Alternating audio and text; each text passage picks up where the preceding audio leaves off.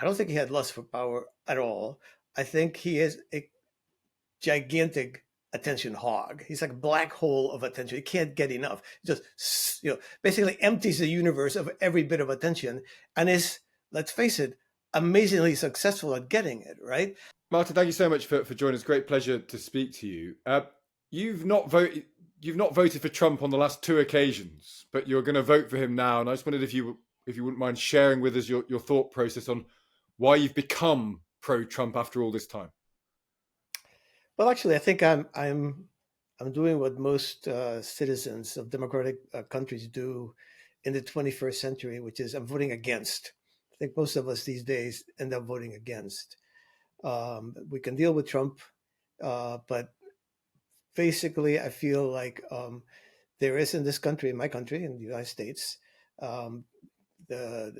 the age of ideology is over. Political parties as powers in the world pretty much fractured with the arrival of the internet. You have really two vital forces left. There is this crowd that wants to control pretty much everything, and there is a crowd that wants not to be controlled.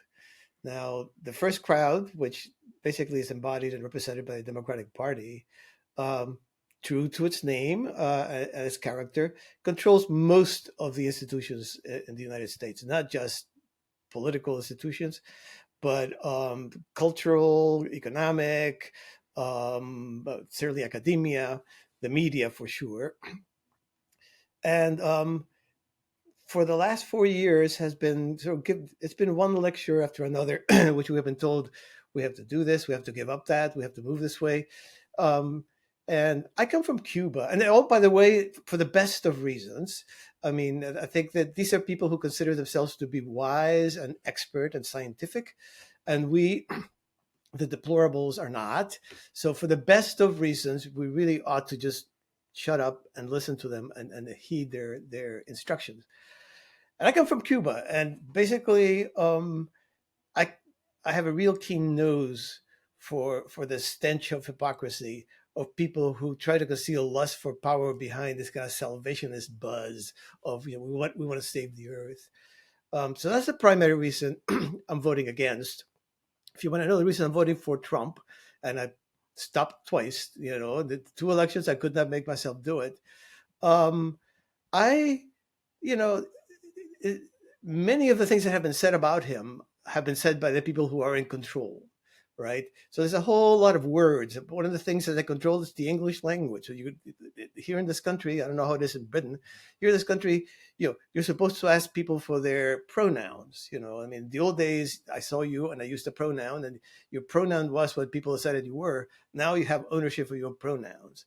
All the way to words like disinformation, for example, which means information I don't like if you're an elite, to insurgency, to fascism. All these words get attached to Trump, and you strip that away, and you end up with a pretty flawed, pretty massively flawed, but semi-competent person. Okay, his 4 years, when you look at it, to my great surprise, by the way, I was appalled when he was elected because I thought this man knows nothing, right? Mm-hmm. I mean, he just parachutes into the White House with no idea of how the government works. I was in the government for almost 30 years. I can tell you it's not easy to pick it up. But it was good. It was not bad. The economy went roaring along. The world was at peace. He was undone by the pandemic. Otherwise, he would have been easily reelected. So I look back on that.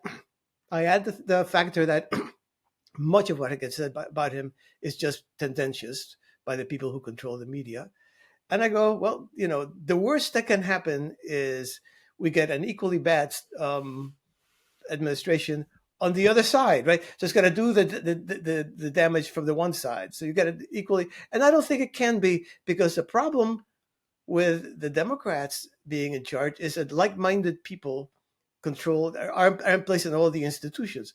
When Trump is in the White House, he will have every American institution against him, with one or two exceptions, like the Supreme Court and one or two others.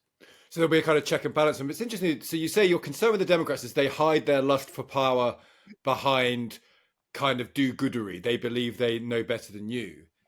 But is it not troubling that Donald Trump doesn't hide his lust for power because he's only in it for power, isn't he? He's only in it for control. He's in it potentially, I suppose, to get himself out of some legal problems as well. So his reasons, even by your account, aren't necessarily noble. You're not voting for a noble position here. You just think that his kind of honesty about how craven he is or brazen he is better than the dishonesty about how brazen the Democrats are. No, I think actually that I read him somewhat differently. I don't think he had lust for power at all. I think he is a gigantic attention hog. He's like a black hole of attention. He can't get enough. He just basically empties the universe of every bit of attention, and is, let's face it, amazingly successful at getting it. Yeah. Right? I mean, I firmly believe, and I'm not alone in this, that he was totally shocked when he won in 2016. Didn't expect to, probably didn't want to. All right, certainly was not prepared. So I don't think power is what drives him. I think there's many other factors about him that are, yeah, you could say this is not Abraham Lincoln we're looking at. No. But as I say, he is hemmed in by the institutions. There is very, very limited damage he can do, whereas the Democrats are not. The Democrats, and they seem to choose, very interestingly, seem to choose these candidates like Biden and like Harris, who are empty vessels. So essentially, this establishment, I mean, you Brits basically invented the informal establishment, Yeah. but we Americans leave you far behind in that now, I think. There's this very solid establishment can stuff ideas into these empty vessels who have very little, independent thought. Either Biden or Harris are neither of them. I mean, when you listen to the things they say, that the positions they've taken, they're all over the place. They're not articulate, but they have people behind them who very much know what they want, and they are their vessels.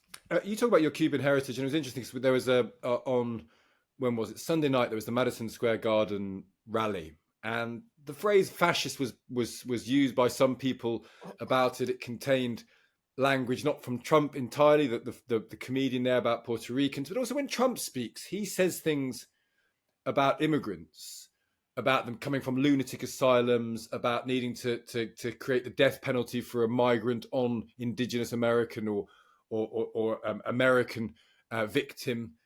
These are words which seem to set up an opposition between Americans, good Americans, and immigrants, which America historically has always eschewed that argument. It's a land that's been very welcoming to migrants over the years.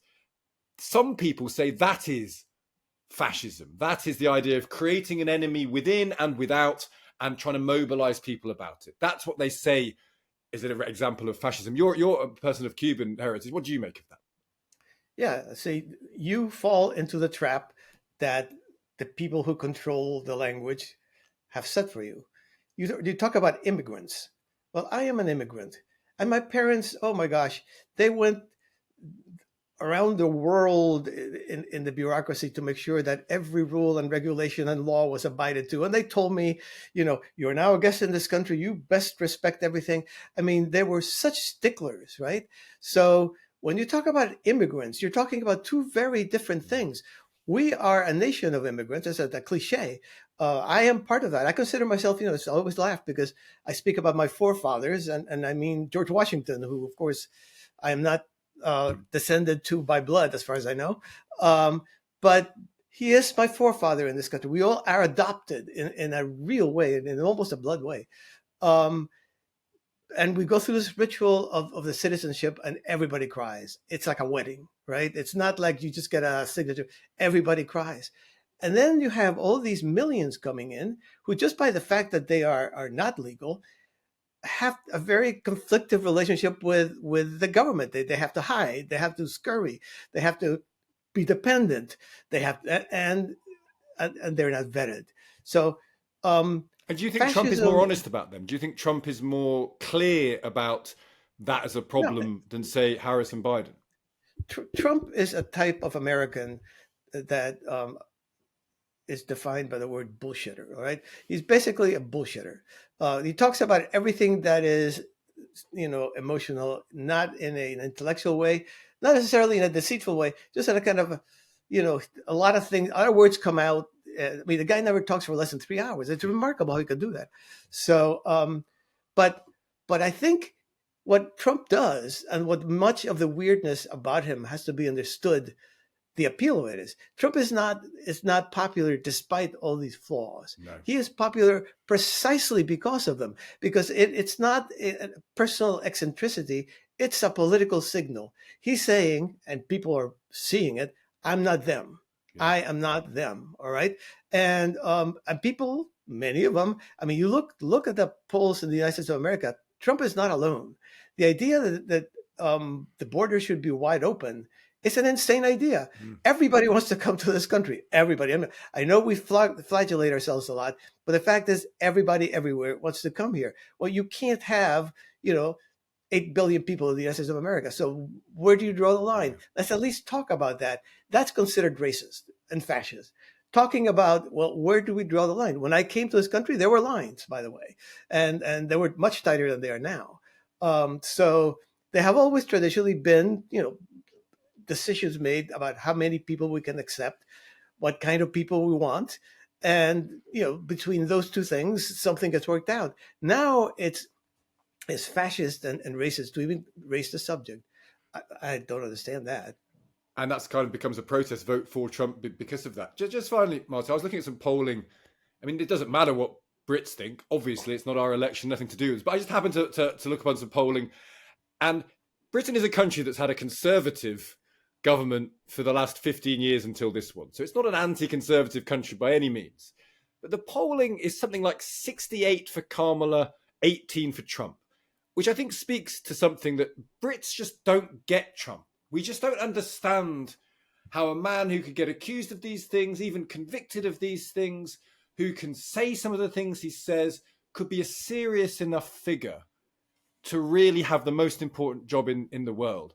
And just finally, I just like your reflections on that, because you've given a very coherent argument about why you are voting Trump. But do you see that as a thing, how maybe people who aren't living in America look at this guy and think, he can't be the most important person in the world, can he? Do you understand that at all? I get that. And I think he's a hard guy to get. He's a hard guy to get. But he's not alone, all right? If you look at Jair Bolsonaro in Brazil, or many other populists, they stand out. Milei, I was in Argentina. Javier Milei in Argentina. Yeah. He says extraordinarily weird things. Okay, so and they all have bad hair or weird hair too. So another telltale populist sign: if you see really bad hair, that's probably a populist. Okay, and you're looking at them and listening to them, and you're going, this is somebody who's drawing a line and saying, I'm saying all these weird things. And in the case of Milei, a lot of bad words, a lot of sexual, this and that. And you go, because I don't want you to confuse me with those, straight-laced people with, coat and tie that have been running his country for the last, 30 years and have run into bankruptcy. And Trump, he wears good suits. He has in a red tie always, right? But he has his own way of differentiating himself. So he's not the establishment. He's not the establishment. The point is that even though he's a billionaire New York real estate developer, he's not the establishment. And a vote for Trump is kind of mobilizing this anti-establishment mood that you're talking about. Right. And I mean, honestly, the people in office right now have it coming. They beat Trump. I think they thought they beat Trump because they were virtuous and magnificent, and everybody was rejecting Trump because he was evil and fascistic. In fact, they beat Trump because the pandemics was just a weird political environment that it very much favored a candidate like Biden, whom we thought was going to bring back normality, right? It was a guy who is kind of this old doddering person, but he was known to be kind of a moderate Democrat, and enough all the screaming and yelling, and instead we got 4 years of this rabidly weird administration that wants to control every facet of American life behind some theories like equity, for example, where you're supposed, it's another word. They toss these words, they invent these words, and then they want you to live up to them, right? Okay, equity means equality of outcomes. Well, when on earth has that ever happened, right? Well, what that means is now the government has to be involved to make sure that it happens. So behind every one of those words, disinformation. But now I want to make sure that that doesn't happen. So I have to put the government in the business of controlling the internet. So 4 years that had he been the candidate and the president of normality, not only would the Democrats would have been winning, but him and his absolute dotage and his complete senility, which has been apparent to all of us for years, would have been reelected. I might have even voted for him, right? But so in many ways, it's not even about Trump. This is American elections tend to be, unless the cycle of a president is over, about the incumbent. This is about the incumbent. And Trump is the anti-incumbent right now. And in one word, Martin, is he going to win? I never make predictions. Yeah, all the straws in the wind are blowing his way, but who knows? And nobody thought he was going to win in 2016, including me. Yeah, we'll see what happens. Martin, it's so interesting talking to you. We're ever so grateful for you taking the time to speak to us. Thank you so much.